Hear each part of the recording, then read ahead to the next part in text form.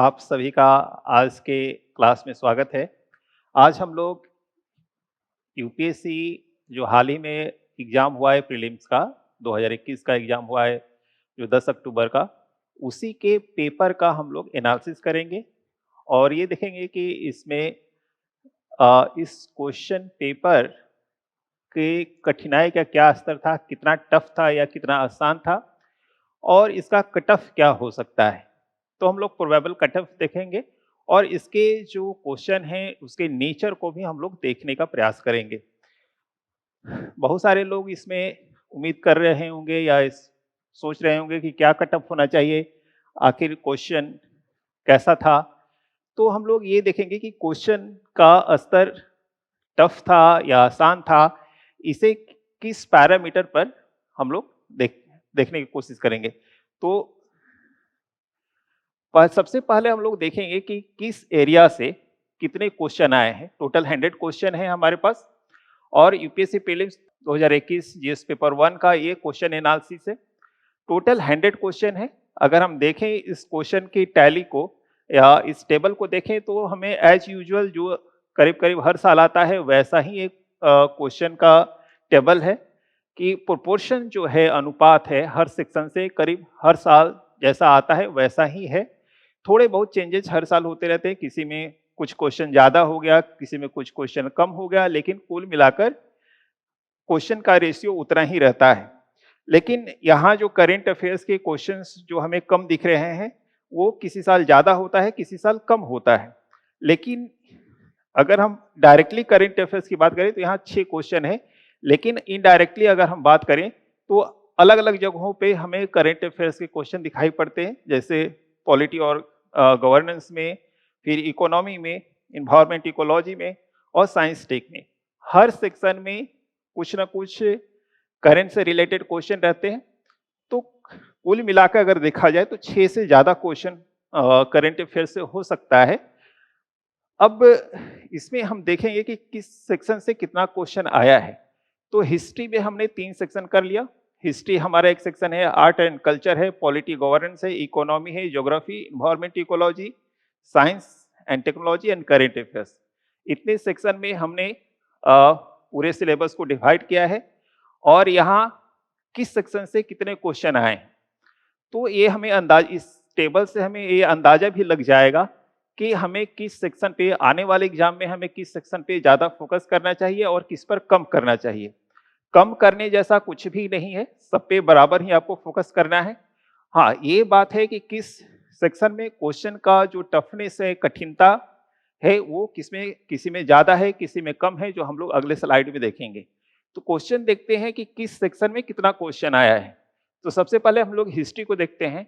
तो ancient history से यानी कि प्राचीन भारत से 3 क्वेश्चन है और मध्यकालीन भारत या मिडाइवल से 4 है और मॉडर्न से 9 है। तो ऑब्वियसली ये मॉडर्न आपके लिए इंपॉर्टेंट हो जाता है। इसके अलावा आर्ट एंड कल्चर से 6 क्वेश्चन है। तो अगर हम देखें कुल मिलाकर आर्ट एंड कल्चर और हिस्ट्री से, तो ये करीब 20 से ज़्यादा क्वेश्चन हो जाते हैं, 20-25 के आसपास क्वेश्चन हो जाते हैं। इसी तरह से पॉलिटी और गवर्नेंस में देखें तो 17 क्वेश्चन है। इसमें 17 कोई अगर दूसरा कोई टेबल अगर कहीं से और आपको टेबल दिख रहा होगा तो हो सकता है कि 17 से थोड़े कम क्वेश्चन हो या थोड़े ज़्यादा हो। ये इस पर डिपेंड करता है कि कोई यहाँ से करंट अफेयर्स में क्वेश्चन ट्रांसफर किया है क्या। तो अगर पॉलिटी में कम क्वेश्चन होगा तो करंट अफेयर्स में वो क्वेश्चन कन्वर्ट हो जाएगा। तो इसमें ज़्यादा परेशान होने की जरूरत नहीं है कि 17 है या किसी में 15 है।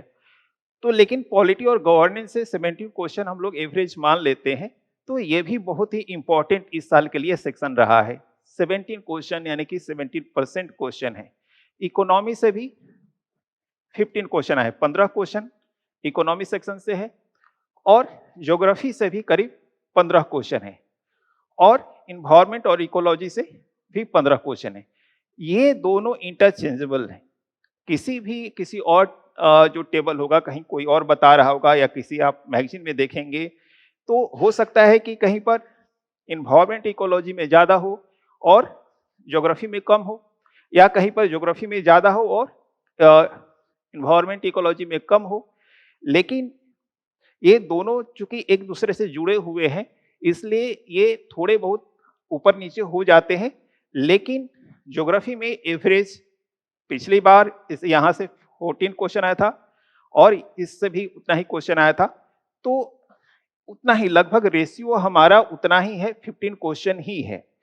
साइंस टेक से हमारे जो इस साल है वो 14 क्वेश्चन या 14 क्वेश्चन आया है और करंट अफेयर से जैसे मैंने बताया कि ये 6 क्वेश्चन है।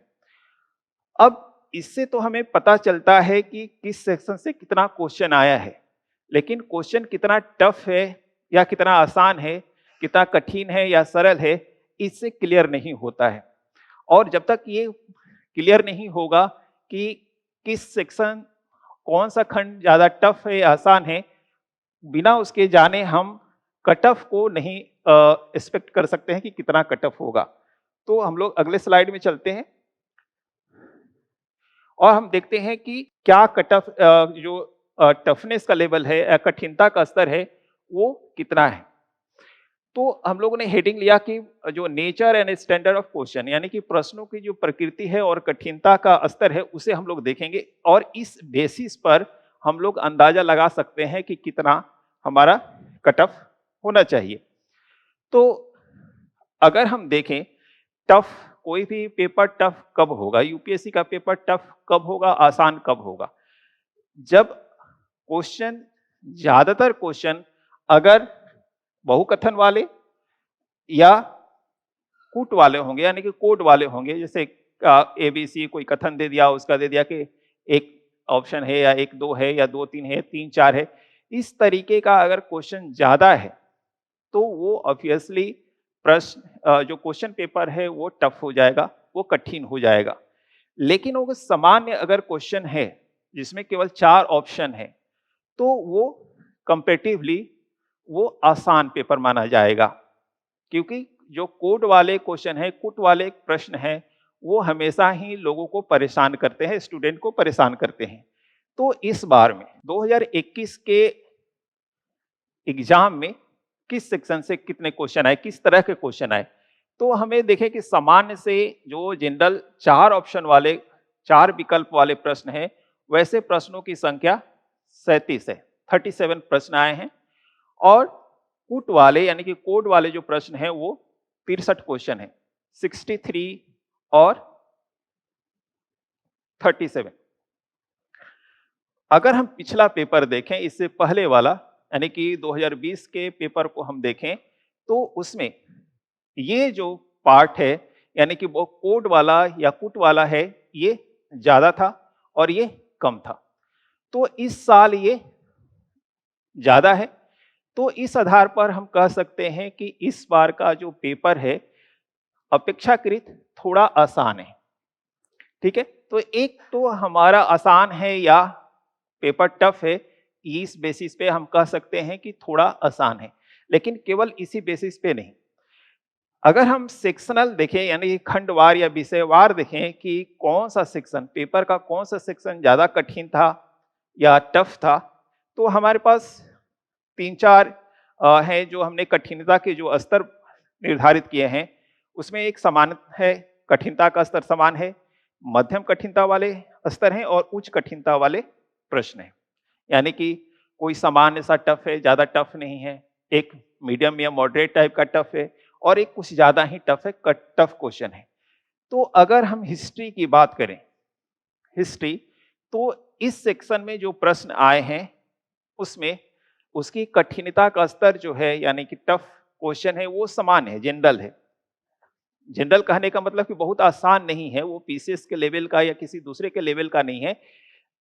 सामान्य कठिनता कहने का मतलब है कि यूपीएससी ने पिछले वर्षों में जो प्रश्न पूछा है उसकी तुलना में ये थोड़ा सा आसान है, आसान नहीं, थोड़ा सा आसान है। तो इसकी कठिनता का स्तर हमने क्या किया कि सामान्य कह दिया। आर्ट एंड कल्चर में भी जो कठिनता का स्तर है वो भी सामान्य हम लोग मान लेते हैं, क्योंकि इसमें सीधे सीधे बहुत सारे प्रश्न पूछे गए हैं कि कोई किसने राइटर किसी का कौन है या कौन सी चीज कहाँ मिली है, सिंपल से 4 ऑप्शन वाले हैं। अगर आपको पता है तो आप सीधा आंसर कर सकते हैं, उसमें ज्यादा सोचने और या कंफ्यूज होने जैसा नहीं है। ज्यादातर प्रश्न सिंपल वाले हैं, 4 ऑप्शन वाले। राज्य व्यवस्था की अगर हम बात करें, पॉलिटी और गवर्नेंस की, तो ये इस बार का पेपर जो है, इस सेक्शन से हम कह सकते हैं कि ये आसान था, सामान्य कठिनता वाला था, बहुत टफ नहीं था। ऐसे क्वेश्चन नहीं थे जिससे आप बहुत ज्यादा परेशान हो जाएं। अगर आपने सही ढंग से पढ़ा है तो ये आसान आपको लगेगा। कोई भी प्रश्न या क्वेश्चन पेपर किसी को आसान लग सकता है, किसी को टफ लग सकता है। ये इस बात पर डिपेंड करता है कि आपकी तैयारी का स्तर क्या है। अगर आपकी तैयारी बहुत अच्छी है तो आपको पेपर आसान लग सकता है। अगर आपकी तैयारी अच्छी नहीं है, आपने शुरुआत ही किया है, तो आपको स्वाभाविक रूप से पेपर टफ लगेगा। तो राज्य व्यवस्था यानी कि पॉलिटी और गवर्नेंस का जो सेक्शन है वो सामान्य कठिनता वाला था, यानी कि बहुत ज्यादा टफ नहीं था। सीधे सीधे कुछ प्रश्न बहुत ही सीधे पूछे गए थे और उसका जवाब भी बहुत ही सीधा था। विकल्प जो थे वो काफी सीधे थे। पर्यावरण सेक्शन से जो कठिनता का स्तर था वो मध्यम था। इसको आप बहुत आसान नहीं कह सकते और बहुत टफ भी नहीं कह सकते, लेकिन हाँ टफ था। तो पिछली बार जो क्वेश्चन पूछे गए थे, पिछले वर्षों में जो क्वेश्चन पूछे गए थे, उसकी तुलना में थोड़ा कम कह सकते हैं, लेकिन बहुत ही आसान नहीं था। कठिनता इसकी मॉडरेट थी या मीडियम कह सकते हैं, मध्यम कठिनता इसकी रही। और भूगोल से भी जो प्रश्न पूछे गए हैं, तो कुछ ही प्रश्न ऐसे हैं जो सीधे सीधे प्रश्न हैं, बाकी प्रश्न थोड़े टफ टाइप से हैं और आपको परेशान करते हैं, थोड़े बहुत परेशान करते हैं यहां से। तो दोनों में ही कठिनता का जो स्तर है वो मीडियम है। तो सामान्य कठिनता वाले प्रश्न भी हैं और मध्यम कठिनता वाले प्रश्न भी हैं। तो दोनों तरह के हो गए। अगर हम अर्थव्यवस्था और विज्ञान प्रौद्योगिकी की बात करें, तो इस सेक्शन में खासकर जो साइंस टेक है और पिछले कुछ सालों में साइंस टेक से जो क्वेश्चन पूछे गए हैं, उसकी तुलना में साइंस टेक में इस बार क्वेश्चन टफ था, कठिन प्रश्न था। तो ये आपको साइंस टेक या साइंस से जो क्वेश्चन थे वो ऐसे क्वेश्चन थे, जो कुछ क्वेश्चन ऐसे थे जो आपको बिल्कुल ही सुना हुआ नहीं लगता है। तो वो जो अनसुना है या आपने जिसके बारे में पढ़ा नहीं है या बहुत कम पढ़ा है, तो आपके लिए वो कठिन प्रश्न है। तो इस तरह से ये साइंस टेक का सेक्शन जो है आपके लिए टफ बन जाता है। और इकोनॉमी का जो सेक्शन है ये भी टफ था। इसको भी हम टफ ही कह सकते हैं कि इससे सेक्शन से ऐसे काफी ये कोड वाले या कुट वाले प्रश्न थे और काफी इसमें लंबे स्टेटमेंट भी थे, तो इससे ये सेक्शन टफ हो जाता है। तो दो सेक्शन काफी टफ माने जाएंगे, यानी कि साइंस टेक और इकोनॉमी। तो यानी कि साइंस टेक और इकोनॉमी दोनों टफ था। और इस तरीके से हम देख सकते हैं कि कुछ सेक्शन जैसे हिस्ट्री, आर्ट एंड कल्चर और पॉलिटी सामान्य कठिनता वाले थे। इस तरह से पर्यावरण और भूगोल दोनों मध्यम कठिनता वाले थे और अर्थव्यवस्था और विज्ञान प्रौद्योगिकी टफ थे, यानी कि उच्च कठिनता वाले थे। अब कठिनता के स्तर के आधार पर भी हम लोग कट ऑफ को एक्सपेक्ट कर सकते हैं। तो कट ऑफ के एक्सपेक्टेशंस को या उसकी पॉसिबिलिटी को हम पॉसिबिलिटी के लिए दो बेस हम ले रहे हैं। एक कि सामान्य विकल्प वाले प्रश्न कितने हैं, यानी कि 4 विकल्प वाले, और कुट वाले कितने प्रश्न हैं, और हर सेक्शन में कठिनाई का स्तर या कठिनता का स्तर कितना है। तो इस दो चीजों के बेस पर हम लोग एक एक्सपेक्टेड कट ऑफ हम लोग तैयार कर सकते हैं। इसके लिए हम लोग पिछली बार का भी कट ऑफ देखते हैं कि पिछली बार यानी कि 2020 में कट ऑफ प्रीलिम्स में कितना कट ऑफ था। 2020 में जो कट ऑफ था वो जनरल के लिए प्रीलिम्स में जो कट ऑफ था वो 92.51 था और ईडब्ल्यूएस के लिए 77.55 था। वहीं ओबीसी के लिए 89.12 था और एससी के लिए 74.84 था और एसटी के लिए 7-1 था। बाकी फिजिकली हैंडीकैप के लिए जो कैटेगरी है उसको हमने छोड़ दिया है और इन चारों पांचों सेक्शन के लिए हमने एक एक्सपेक्टेड कट ऑफ बनाया है। तो पिछली बार जो इस कट ऑफ पे प्रीलिम्स का रिजल्ट आया था अलग अलग एरियाज के लिए, general, EWS, OBC, SC, ST के लिए, तो पिछली बार जो पेपर था उसमें कूट वाले यानी कि कोड वाले प्रश्न ज्यादा थे और सामान्य प्रश्न कम थे, तो इसलिए वो पेपर थोड़ा सा टफ था। इसके अलावा वहां दूसरे सेक्शन में भी प्रश्न जैसे हिस्ट्री और दूसरे सेक्शन पॉलिटी और ज्योग्राफी में भी सेक्शन में भी क्वेश्चन जो थे वो काफी टफ थे। तो इस बेस पर वहां अगर हम देखें तो 92 है। टफ था तो टफ होने से, थोड़ा कठिन होने से क्या हुआ कि जो कट ऑफ है थोड़ा कम ही रहा, लेकिन पिछली बार की तुलना में हम ये कह सकते हैं कि पेपर थोड़ा आसान था। बहुत आसान नहीं कह सकते, थोड़ा आसान था। तो हमारा जो एक्सपेक्टेड कट ऑफ होगा जनरल के लिए वो होगा 95 टू 100। 95 टू 100 में आपका, अगर आप जनरल कैटेगरी से बिलोंग करते हैं तो 95 से 100 तक आपका कट ऑफ हो सकता है। इसी तरह से ईडब्ल्यूएस के लिए 85 टू 90 होगा। यहाँ 77 से मैंने 85 और 90 कर लिया है।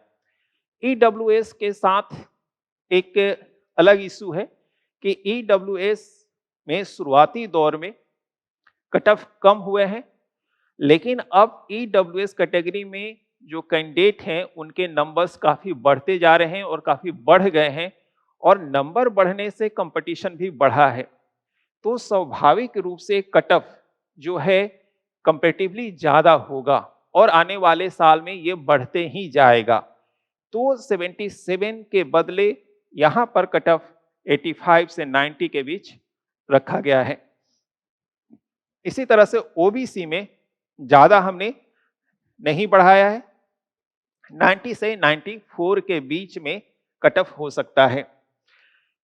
एससी कैटेगरी के लिए भी करीब करीब उतना ही है, यानी कि 75 से 80 के आसपास कट ऑफ। अगर आपका इस रेंज में आप आते हैं तो आपका प्रीलिम्स का रिजल्ट आ सकता है। इसी तरह से एसटी में अगर 70 से 75 के बीच आप आते हैं, इस स्लैब में आते हैं, तो आपका प्रीलिम्स का रिजल्ट हो सकता है।